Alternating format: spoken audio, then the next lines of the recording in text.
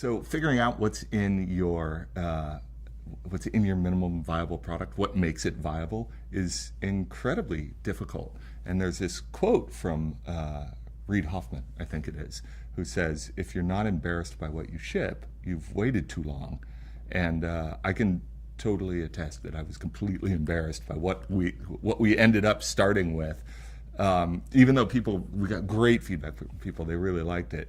But that process of like what's going in and what's not going in, because everything you put in not only slows you down, but it adds risk, because you're, in the entrepreneurial balance that you have there, you have a certain amount of money and don't have revenue yet because you haven't launched. And so the more money you spend to get to launch is the more risk inherently to see whether something is going to work or not.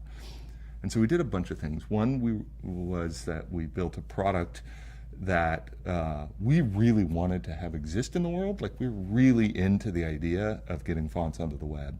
And we had done lots of collectively web design in the past.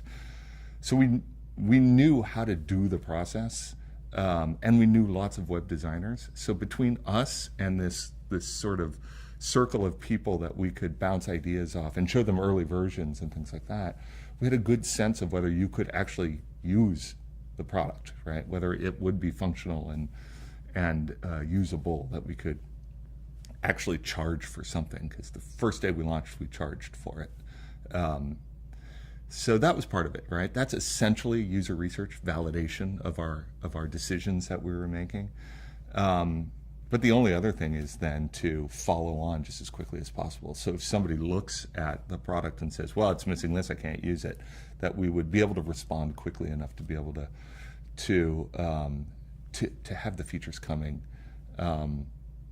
Maybe it's because I work at a much larger company with a different pace, where I see everybody trying to get everything into the big launch, because if it's not in there, people aren't going to want the product, they're not going to make the purchase decision. But I think people, especially if you're making a service that people use continuously rather than just buy once, I think you have a great opportunity to be able to continue to refine the product over time.